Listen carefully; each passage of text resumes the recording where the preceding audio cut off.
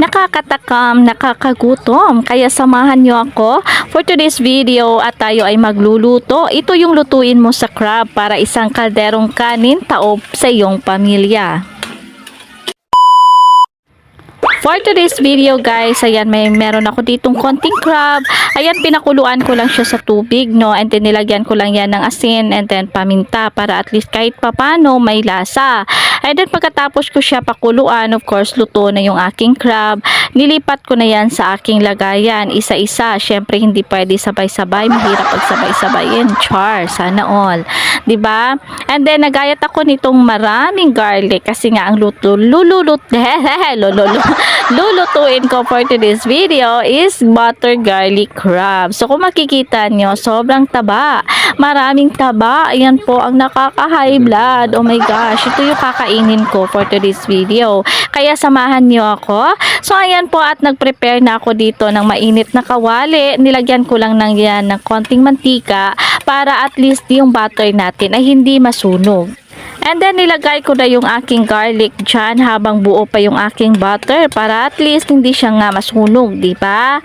So and then pagkatapos menekos-mekos ko na lang din yan. And then nilagyan ko siya ng konting sili para kahit papano may sipa ng anghang.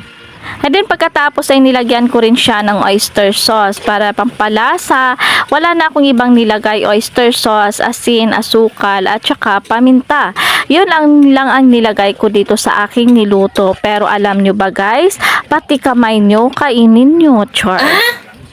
And then nilagay ko na yung aking crab, hinati-hati ko sa dalawa para marami. Kasi pag isa yan ay kulang pa yan sa amin, 'di ba? Kasi nga tatlo lang kami dito, tapos tigi isa-isa kami, dalawa, anim lang o tagda-dalawa, bitin yung kain namin.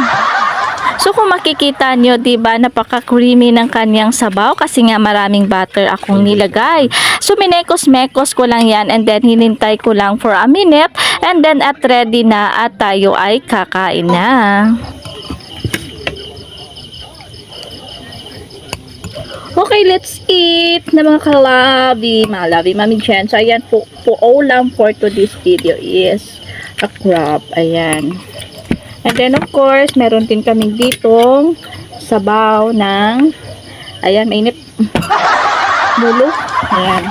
So ayan, samahan nyo ako at tayo ay kakain na. At ito na ang hinihintay ng inyong Mommy Chen. Syempre kahit mainit yung sabaw, hinihigop. Kasi nga, gutom na yan. O diba? Kumain na yan. Takaw na yan. Char.